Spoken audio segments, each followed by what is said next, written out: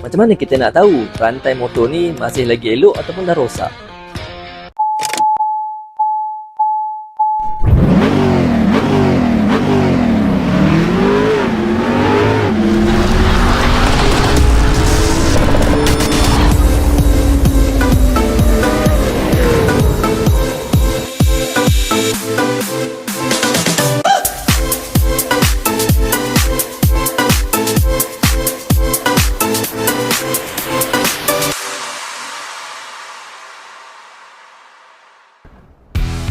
Okey, video kali ni Abang cuba kongsikan beberapa tips lah untuk kita mengenal pasti condition rantai motor kita, sama ada boleh pakai lagi ataupun perlu ditukar. Okay, secara teknikalnya ada 5 perkara atau tanda yang korang perlu tahu untuk mengetahui status ataupun condition rantai motor kita tu.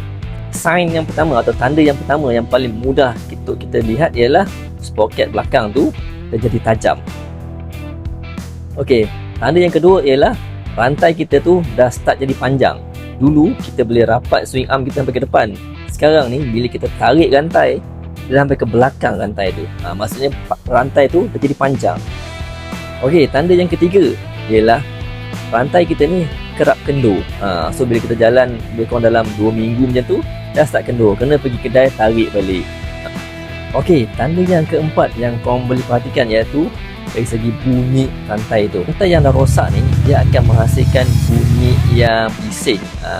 Maksudnya dia akan ada bunyi kekak. Antara rantai dan sprocket tu dia ada ruang yang besar, sebab tu dia berbunyi kasar dan bising.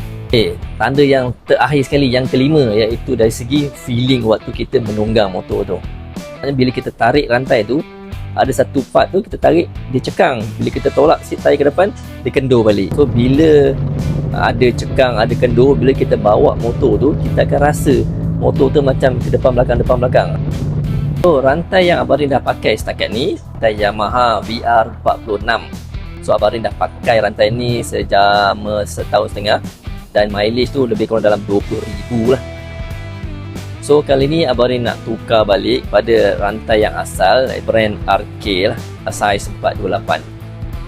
Okay, untuk size sprocket dekat depan ni Abang Rin pakai yang standard lagi lah, 14. Yang belakang tu Abang Rin dah turunkan satu jadi 41.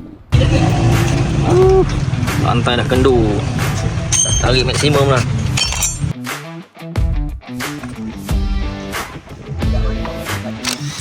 Tajam lah, tak tajam lah. Giginya kerak-kerak je dia.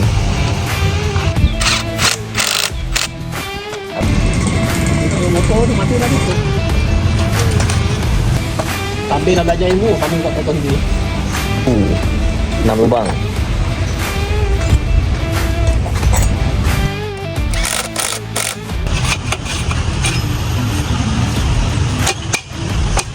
Ni lepas tukar rangkainya pergi cuci. Tapi jangan tembak kena ke rangkai.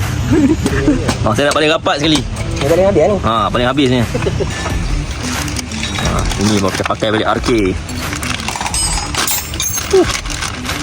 Kilat emas. 2 hari tahan kilat ni. Lepas tu jadi hitam macam ni.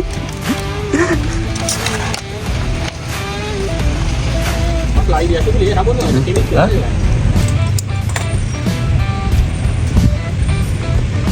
Ni grease bukan grease biasa.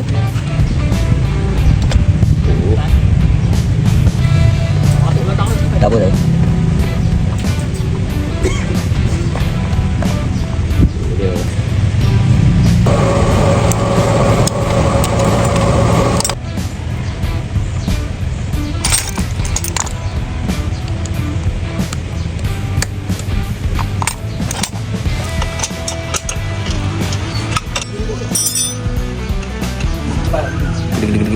RK.